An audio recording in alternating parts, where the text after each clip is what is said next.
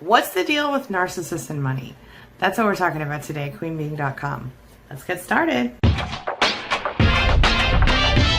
My name is Angie Atkinson, and on this channel I offer free daily video coaching to help you discover, understand, and overcome narcissistic abuse and toxic relationships. I like to call it toxic relationship rehab. Does that sound good to you? If so, hit that subscribe button and let's get going. So we all know that narcissists like to use money to control us, right? Even just a tiny bit of money can give a narcissist a big old power trip, doesn't it? It might kind of start small, little things. They take your name off the accounts, or they put the house in their name and not your name. Little things. Then it gets bigger. It can go all the way up to stealing, threats, extortion. No kidding. No kidding. There are two sides to this coin. In addition to power, narcissists who very often were deprived of love early in their lives, whether it was because they had a narcissistic parent themselves or an abusive parent, or because they themselves could not receive the love that was given to them, they are always looking for a replacement for love. And guess what one of their favorites happens to be? Yep, money. Money is really like the ultimate substitute for love, according to a narcissist. Of course, the way they think, they've got those grandiose thought patterns, and that puts them in a very interesting place with money. See, they think they should have money. They think they do have money even when they don't. And they think they have every damn right to spend every damn penny that they can get their hands on when it comes to money. They deal with reckless spending. Sometimes they gamble. Sometimes they use drugs. Sometimes they just compulsively shop. In any case, narcissists very often have a very confusing relationship with money.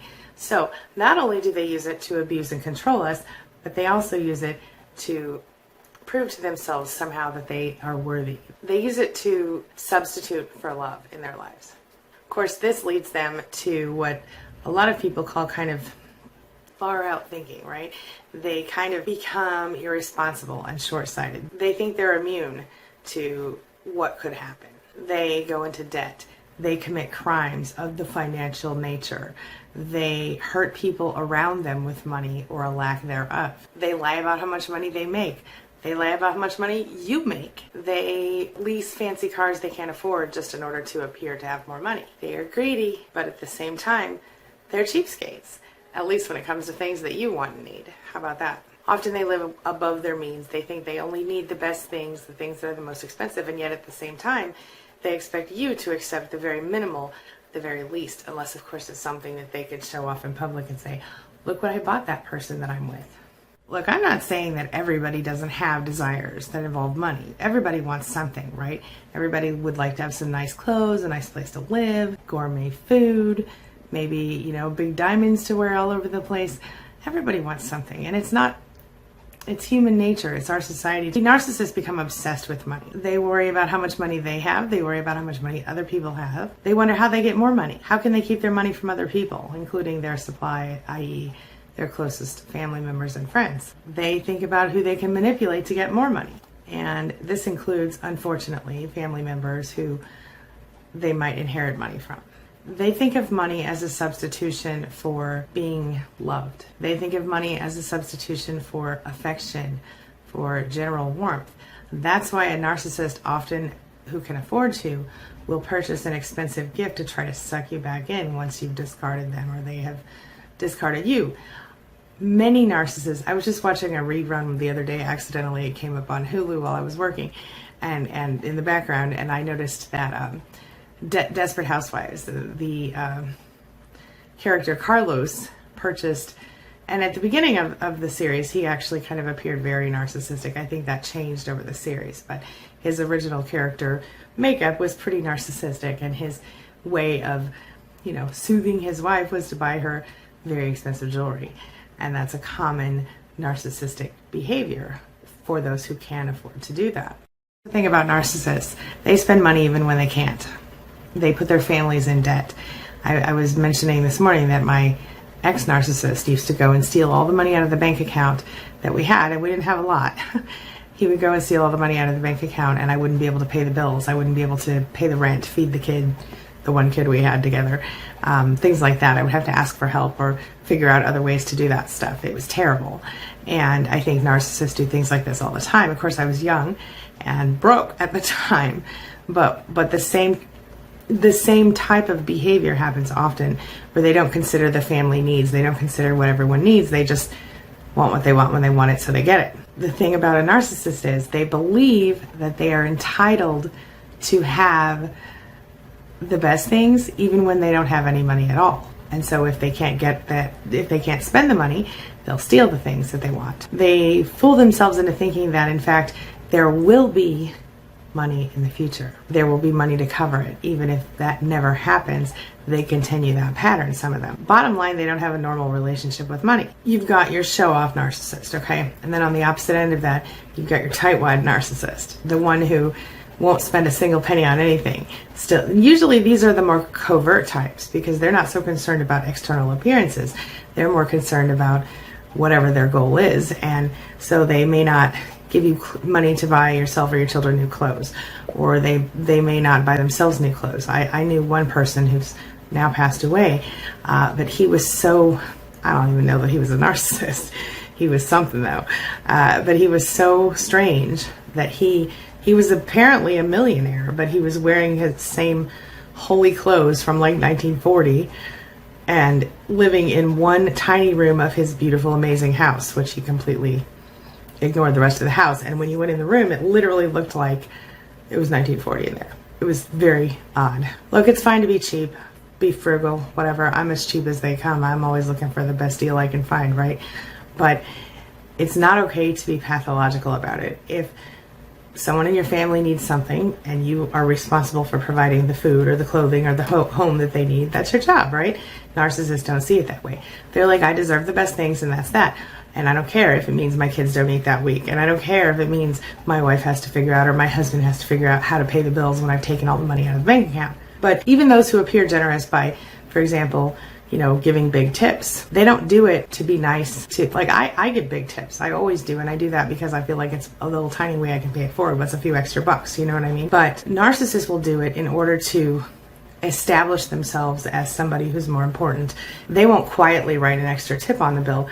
They will loudly proclaim the extra tip, and they'll make a big show of handing them the $100 bill or whatever, just because it makes them seem important and wealthy. They always want to seem wealthier than they are, even a lot of times those who aren't. One of the ways narcissists abuse us is through financial abuse. They will be very generous giving us gifts, but of course then they expect us to do whatever they say without question. And if we don't, we're a horrible person. Narcissists will be all about flaunting the money, and they will even use it as a weapon against other people who are less fortunate than they. This, of course, includes you and other family members who are involved. Often, narcissists will forbid their loved ones. They will forbid their loved ones from having access to money. This is, and when I say loved ones, I mean sources of narcissistic supply, let's be honest.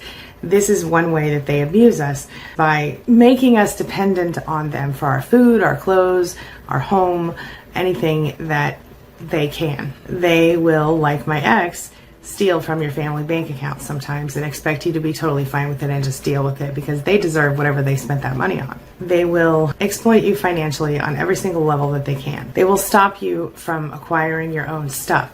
If you wanted to buy a car in your name, no way. They'll buy it in their name so they have control over the car. Sometimes they'll even, I have one client who, with her ex-narcissist, they purchased a car together. It was in her name, and he tried to take the car from her. Luckily, she didn't fall for that one. They will do things like demand that every single gift or financial anything is in their name. They won't pay you the child support they owe you, even when it's court ordered, and they'll say things like, what are you spending that money on anyway? How dare you get your nails done?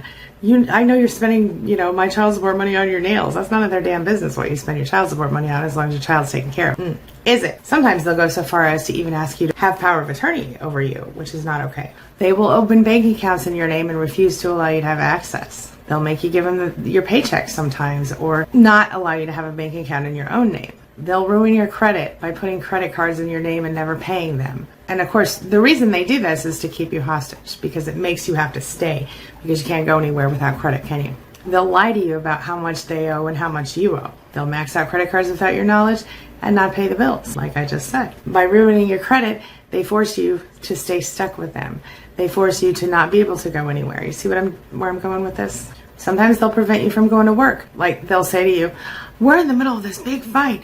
How dare you think you're going to go to work? Isn't our relationship more important than your job? Well, of course, because if you lose your job, guess what? You're dependent and you can't go anywhere. See? As a matter of fact, one of the biggest reasons that people say they don't leave a narcissist is because of financial abuse, because they don't have access to money.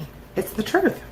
So what are some other ways that a narcissist controls people through their finances? Well, first of all, you have to know that it's one of the most common tactics for control in a relationship with a narcissist. It's often a factor in varying degrees in these relationships. Some forms of financial abuse are subtle, like I explained to you just a moment ago, but in general, it's all about limiting their partners or people.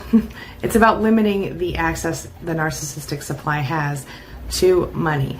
It's about hiding information about money. It's about controlling. Just like a lot of other forms of abuse, this is an intentional tactic that abusers use against you. It's all about entrapping you in the relationship. Some abusers will do this from the very first day of a relationship, believe it or not, while others wait until you try to leave before they actually start the abuse. So be aware of that. Here are a few shocking facts you might not believe about financial abuse. Number one being that it is really, I'm sure you already know, one of the very most powerful ways to keep a survivor trapped in an abusive relationship with a narcissist. It makes it really hard to stay safe when you've left someone, and it makes it a lot less likely that you're going to leave in the first place if you don't have any access to money. Like I said, surveys indicate that one of the biggest reasons people stay in abusive relationships is money, or lack thereof. Sometimes also return to abusive relationships because it's better than being homeless to them. Another study found that 98% of abusive relationships involve some kind of financial abuse. This is especially true when children are involved. And many people are far more likely to tolerate this for the sake of the children. Here's another thing. Financial abuse is not socioeconomically, educationally, or racially, not even culturally, exclusive. It literally happens all the way across the board. Just like other forms of abuse by a narcissist, like gaslighting, financial abuse begins very subtly at first. And to the victim, it might feel a whole lot like love, concern, being taken care of. Something that a lot of victims of narcissists report that they've never felt before. See how they're kind of twisting your experiences to get in there with you? So what are some of the signs that you might be experiencing abuse on a financial level from a narcissist? Well, number one, you're not allowed to work, or if you are, you're required to give your money to the narcissist. Number two, your narcissist has sabotaged your job opportunities or even your actual job by harassing or stalking you at work, or even stopping you from going to work, and you might actually have lost a job as a result. Number three, your family money is controlled entirely by the narcissist. Number four, you have no access to your own bank account, or you don't have a bank account. Number five, you're not included in financial decisions, including banking and investments. Number six, you are not allowed or encouraged to get job training or to seek any sort of schooling or training opportunities. Number seven, you've had to write bad checks or even to commit financial fraud just to get by. And number eight, your abuser has run up large amounts of debt, and some of it in your name, and quite honestly, you have no say-so about it, and you might not even realize this at first. A few more signs. In some cases, the narcissist might even refuse to work him or herself, forcing the victim, you, to support him or her, and in some cases won't even facilitate working by taking care of the kids or other responsibilities. So if you need to work, they won't facilitate that. Another thing is that your abuser has helped to ruin your credit score. That's a very common one, like I've discussed earlier. You've been forced to skip paying bills in order to indulge certain desires of the narcissist, or the narcissist has literally stolen from you your identity, your property, your inheritance, any of that stuff. Next up, you have been forced to give up any sort of public benefits that you've had, or you've been accused of cheating the system if you were able to get any help from the financial aid people or the public aid people. You may have been struggling financially, and your ex, or soon-to-be ex, maybe refuses to pay child support while you take care of the kids. Or the narcissist threatens to leave you or throw you out into the street if you don't comply with his or her requests. Which you do, because quite honestly, you know that you can't make it without the narcissist. They're all too happy to remind you of this. They may tell you that you're not pulling your weight, even if you're working full-time. They might tell you that you're not pulling your weight even if you're working full-time and taking care of all the things. There's still something that you're not getting done to their satisfaction. So what are you supposed to do to deal with financial abuse? Well, the first thing you need to do is get organized and informed. You need to get birth certificates. You need to get all of these important documents, or copies if you need to, and keep them in a safe place, all right? Maybe you need birth certificates and social security cards, passports, bank statements, marriage certificates, documents related to your professional accomplishments or your degrees, statements for mortgage, credit card, etc., personal documents, family documents, that kind of stuff. The next thing you want to do is start saving any extra money that you can, whether this is cash that you stash and store at a friend's house, or maybe you have a secret bank account somewhere. Point being, you're going to use this to leave the abuser when you can. Here's a little tip for you from me to you. You can earn a little extra money on the side by taking on freelance work, babysitting, cleaning houses, or gosh, even just getting a part-time job outside the house. Or use this tip I found from Oprah's financial guru back in the 90s, and it's one that works really well. Only spend paper money. Just don't ever spend any change. Save all your change, even if something costs just 3 cents, which it never does, but always pay with paper money and save the change. You will be shocked at how quickly this can add up. I actually was able to buy my son Christmas on my first single mom Christmas when I was much younger by doing this. Anyway, check out your credit card report. Make sure there aren't any, your credit report, and make sure there aren't any big fraudulent charges on it.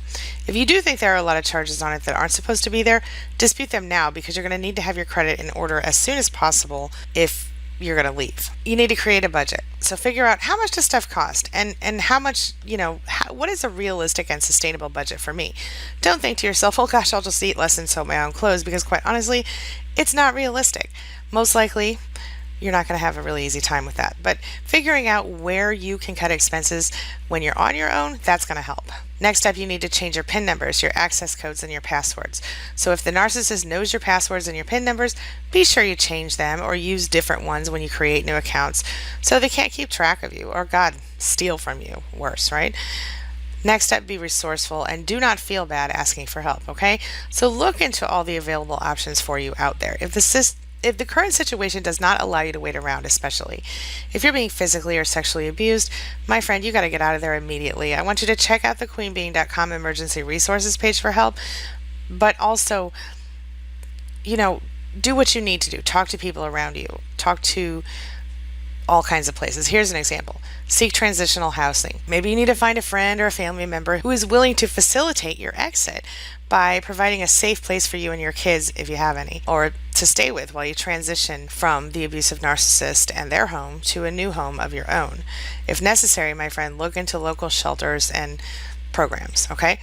I want you to start thinking about building your credit.